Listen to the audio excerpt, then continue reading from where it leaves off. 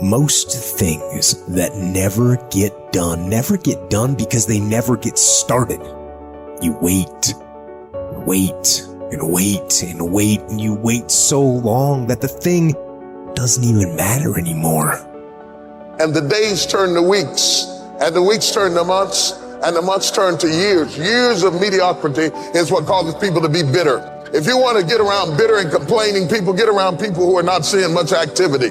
They're bitter, they're complaining, they're cynical, and they're jealous because nothing is happening, because nothing is going on in their life. And if you want to stop that from happening to you, wake up in the bed and know what you're going after. Get up out of the bed with an agenda. When you have an agenda, you don't spend time worried about how you feel, because it doesn't make any difference how you feel. You woke up with something to do.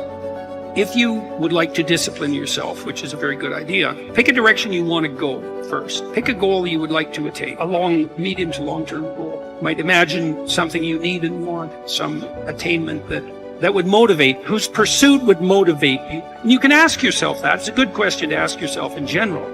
If you could have what you needed and wanted, what would that be? And that's a meditative question. You don't want to force an answer out of yourself. You want to ask yourself that like you would ask someone else. If I could have what I wanted, what would that look like? And you can ask yourself that in a more differentiated way. If I could have the relationship that I needed and wanted, if I could have the friendships, if I could have the job or career, if I could have the educational pathway, if I could adopt civic responsibility, if I could engage in some creative enterprise. The next goal is to take your goal and to fragment it into micro goals until you find a micro goal that's small enough that it still presents some challenge that you will do. Stop waiting for something to move you and move yourself. Every day, move yourself. In the morning, move yourself. In the afternoon, move yourself. At night, move yourself. Be very intentional and very deliberate about moving yourself. Through the inspiration of desperation, you'll become more creative than ever before. Throw your whole self into it. See, most people go at it tentatively. They don't give all their stuff. They don't concentrate. And if you don't have what you want, stop telling yourself the story because you don't have the money, you don't have the time. That's bullshit. It's because you haven't committed yourself where you would burn your boats. If you want to take the fucking island, burn your fucking boats, and you will take the island, because people, when they're going to either die or succeed, tend to succeed. Stand up for your dreams. Stand up for what you want in your life. Decide that your life is so meaningful to you, that you love you and you love life so much that you're going to stand up for something you want. You don't want to be a spectator. You want to get out in the field where the action is, and you will be amazed. After the struggle, there will be a calm period, and things will begin to click for you. Come out here with what you got. You don't have enough money? Don't worry about it. You got the dream. You must be patient, persistent, and positive no matter what. But aren't there some guarantees you can give us? Yes. You're going to die. You can't get out of life alive. So I'm saying to you, you got 6 months to live. Live your life now. Live your dreams now. Start acting like this is your last day on the planet.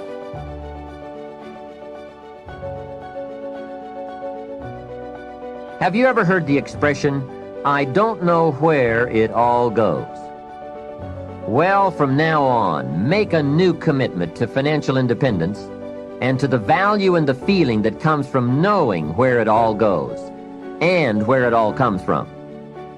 It is just one of those important disciplines that cause you to prove to yourself that you are on a new road, walking in a new direction, becoming a new person, and arriving at a new destination. Without that effort, you will keep falling back. Hey, I found out you can make $5,000 a month and still go broke. You say, how could you go broke making $5,000 a month? It's easy. Spend $6,000. And when you make $5,000, spending $6,000 is not that difficult. Someone once said, if your outgo exceeds your income, your upkeep becomes your downfall. So, be the master over whatever you have and whatever you are.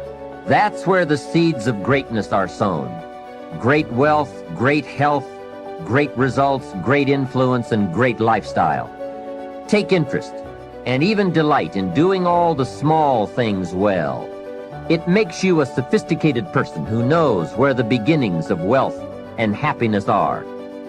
There's a Bible phrase that we could quote here that would be appropriate. It says, If you will be faithful over a few things, the small things, you will someday be ruler over many things and major things. That's it. That's the philosophy that counts. Let's say that you can pick your level of competition in life to some degree. Okay, so let's say you pick a level of competition where you're always winning. It's like, well, all that means is you've picked the wrong level of competition. Yes. Because, like, let's say you're a grandmaster chess player and all you do is play amateurs, and every night you go home and congratulate yourself on what a genius you are because you just stomp these people left, right, and center. It's like, you're not a genius. You're a dimwit. Right. What you should be doing is playing people who are beating you as much as you can tolerate. Right. So maybe that's 40% of the time. Maybe it's 60% of the time. But that way, because to be a winner, you want to be disciplined. You want to know what you're doing. And then you want to be on the edge where your skills are being developed. And if you're going to be on the edge where your skills are going to be developed, you're at a place where losing is always a possibility. Because otherwise you're not pushing yourself beyond your current capacity. And so one of the things that I've outlined in 12 Rules for Life is a theory of meaning. Because meaning, as far as I'm concerned, the sense of meaningful engagement is the antidote to malevolence and suffering, essentially. Because you want to have a life that's so engaging that you think, despite the fact that I'm limited and that we're mortal and that life is tragedy and there's evil in the world, despite all that, this is worth doing. And I think that there's a technical meaning that genuinely exists, and that's the meaning that you get when you're in a domain where you have some discipline and some skill. So you're laying out your competence and your ability, but you're simultaneously pushing yourself to develop past where you are. That's really engrossing. And what that is doing is expanding your competence. And so life is suffering and betrayal in many senses of the word. But you can adopt a way of traversing through life that is more powerful than the tragedy and the malevolence. The art of true living in this world is more like a wrestler's than a dancer's practice. For in this they both agree to teach a man whatsoever falls upon him, that he may be ready for it, and that nothing may cast him down. If you do the job in a principled way, with diligence, energy, and patience, if you keep yourself free of distractions and keep the spirit inside you undamaged, as if you might have to give it back at any moment, if you can embrace this without fear or expectation, can find fulfillment in what you're doing now, as nature intended, and in superhuman truthfulness, every word, every utterance, then your life will be happy. Your ability to control your thoughts, treat it with respect.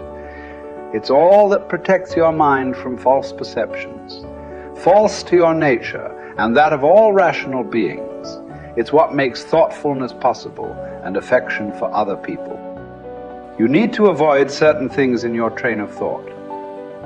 Everything random, everything irrelevant, and certainly everything self-important or malicious. You need to get used to winnowing your thoughts so that if someone says, "What are you thinking about?" you can respond at once and truthfully that you are thinking this or thinking that. The obstacle is the way. Embrace the challenges that come your way in your work, for they hold the potential for growth and self-improvement. Instead of resisting or complaining about difficulties, use them as opportunities to cultivate resilience, patience, and perseverance. Remember that your attitude towards work matters more than the work itself. Approach each task with a sense of purpose and dedication, regardless of its nature or perceived significance. Find fulfillment in the process of striving and giving your best effort rather than relying solely on external outcome. Think of your many years of procrastination. How the gods have repeatedly granted you further periods of grace, of which you have taken no advantage. It is time now to realize the nature of the universe to which you belong, and of that controlling power whose offspring you are, and to understand that your time has a limit set to it. Use it then to advance your enlightenment, or it will be gone, and never in your power again.